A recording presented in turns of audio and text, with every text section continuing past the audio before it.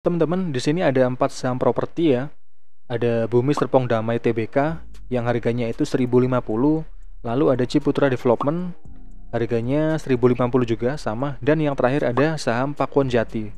Nah, ini harganya 440. Nah, kira-kira kamu akan membeli yang mana nih kalau melihat dari segi harganya ya?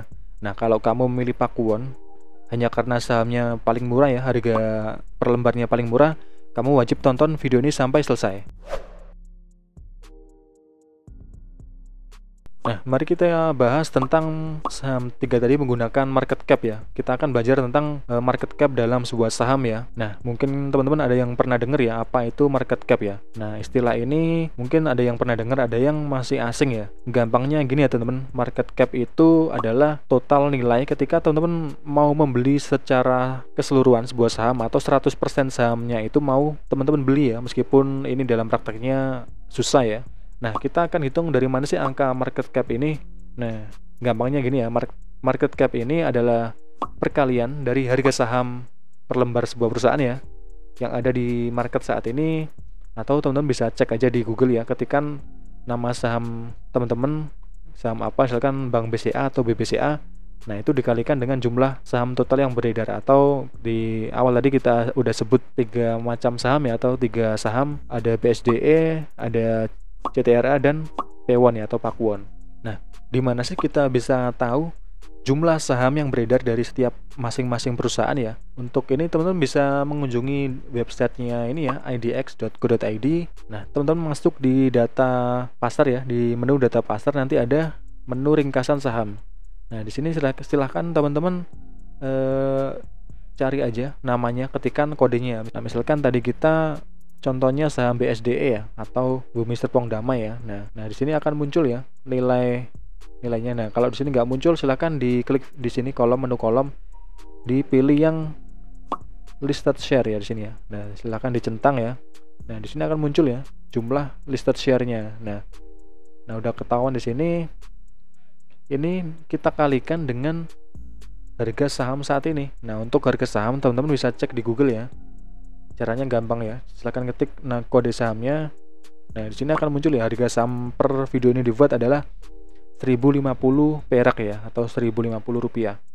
Nah, kita ambil contoh tadi ya, BSDE dengan jumlah lembar saham sebanyak 21 juta lembar ya, kita kalikan dengan harga saat ini yaitu 1050 perak. Nah, ketemulah angka 22,2 triliun rupiah. Nah, inilah adalah jumlah nilai yang harus kita bayarkan kalau kita ingin mengakuisisi sebuah perusahaan ya, atau mau membeli sebuah perusahaan secara penuh ya. Nah, meskipun kita nggak mungkin ya membeli secara 100% ya, mungkin kita hanya akan membeli sekitar mungkin ratusan atau puluhan bahkan ribuan lot ya. Nah, angka market cap ini sebenarnya udah disiapkan ya, atau udah ada di aplikasi sekuritas yang teman-teman pakai ya. Silahkan pakai aplikasi sekuritas punya teman-teman masing-masing ya.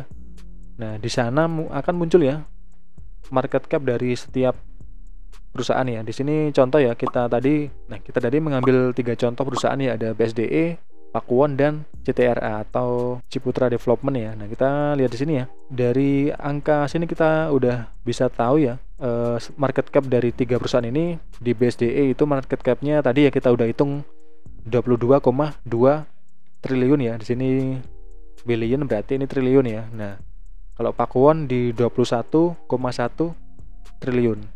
Nah, kalau CTRA ini di 19,4 triliun. Nah, kalau kita lihat dari sini kelihatan nih kira-kira mana yang menurut teman-teman market capnya paling murah. Mungkin teman-teman akan memilih yang ini ya, CTRA ya, atau Ciputra ya. Nah, kalau kita dalam membeli saham hanya dengan melihat ini market capnya ini tidak berarti apa-apa ya teman-teman.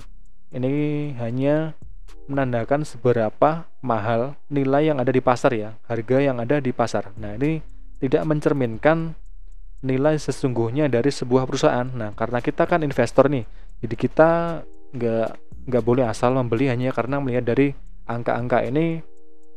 Market capnya murah belum tentu si perusahaan itu memang murah ya, atau kalau dia mahal ya belum tentu dia itu memang bagus ya, atau beneran mahal. Nah, kita bisa bandingkan indikator market cap ini dengan indikator yang lain ya. Teman-teman bisa pakai dengan indikator misalkan laba bersih ya, atau juga bisa memakai ekuitasnya atau book value-nya ya. Nah, kita akan ambil contoh salah satu yaitu laba bersihnya ya. Nah, teman-teman, kita udah di aplikasi sekuritas ya, salah satu ya, untuk kita mencari tahu tentang data-data mengenai market cap dan dari sisi profitabilitasnya ya, dari masing-masing emiten dari ketiga contoh yang kita pakai ini ya. Nah, kita coba cek ya, dari emiten pertama yaitu BSDE. Nah, dia memiliki market cap di 22 triliun ya di sini ya. Nah, ini sedangkan CTRA ini 19,09 triliun dan Pakuwon ini di angka 21,2 triliun. Nah, angka ini berubah setiap saat ya. Market cap ini berubah setiap saat mengikuti dengan harga sahamnya.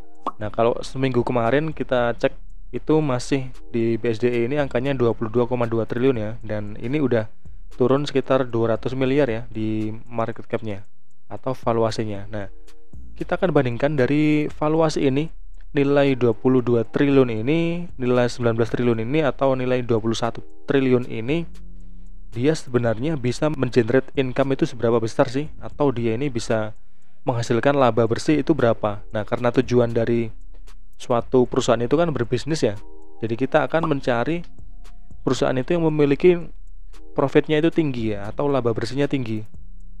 Nah, kita akan cek ya, kita coba lihat ya.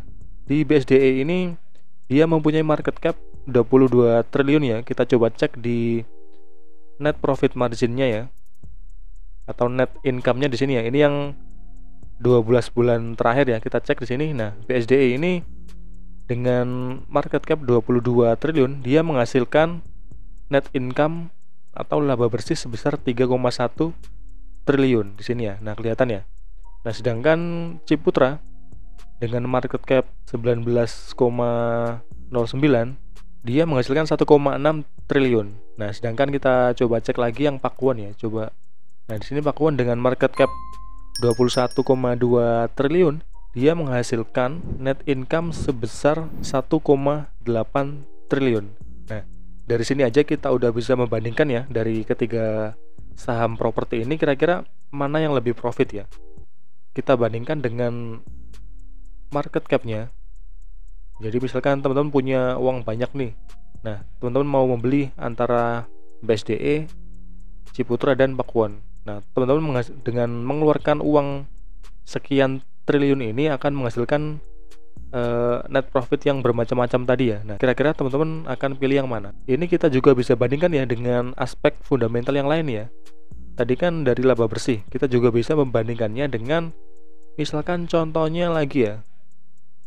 Nah, teman-teman juga bisa bandingkan ya dengan return on equity ya, atau ROE yang pernah kita bahas juga di video sebelumnya. Nah, kita cek di sini kira-kira mana return equity yang paling bagus ya. Nah, kalau ROE ini adalah prosentase ya. Kalau semakin besar prosentase ROE-nya ini semakin bagus ya. Nah, kalau dilihat dari sini, ini Pakuwon yang memiliki ROE paling bagus ya, di angka 10% ya. Kalau Ciputra ini di angka 8,6 dan BSDE di angka 8,9 ya. Nah, tentunya ini akan berubah ya setiap tahun ya, karena kinerja dari masing-masing emiten itu akan berubah-ubah ya, atau mengikuti dengan kinerjanya.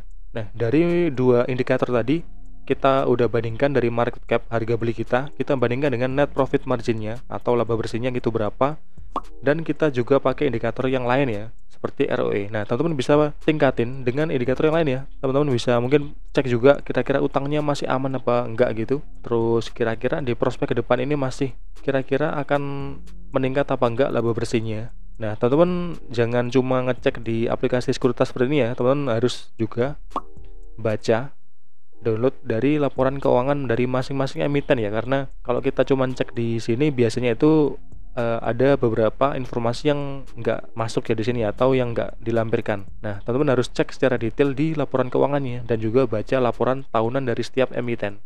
Antara ketiga ini mana yang menurut teman-teman paling worth it? Nah, ini kita belum membandingkan dengan aspek yang lain ya, contohnya dari aspek fundamental lain seperti apakah utangnya juga masih aman ya, dan prospek perusahaan ini ketiga ini apakah masih bagus ke depannya. Pastinya dari ketiga perusahaan ini kan beda-beda ya segmennya. Ada yang mungkin dia fokusnya itu di landed house, ada yang dia fokusnya itu mengelola mall ya atau komersil ya. Ada juga yang dia fokusnya itu lebih ke apartemen. Nah, ini kan berbeda juga ya, dan dengan tingkat resiko yang berbeda juga. Nah, teman-teman kira-kira dari ketiga saham ini menurut teman, kalau teman-teman sebagai investor mau beli yang mana? Nah, dan di video ini kita tidak mengajak untuk membeli suatu saham ya, kita hanya mengambil ketiga saham ini sebagai contoh ya, sebagai pembelajaran. Jadi teman-teman jangan asal langsung beli ya, karena kita bahas di video ini teman-teman langsung beli ya, dan itu jangan ya. Teman-teman harus analisa sendiri ya secara mandiri.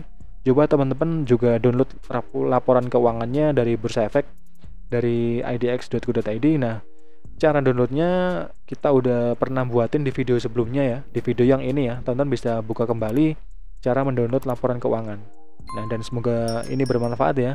Kalau ada pertanyaan silahkan ketik aja di komentar, nanti kita akan bahas atau kita akan jawab ya. Nah, dan semoga bermanfaat. Terima kasih dan sampai jumpa.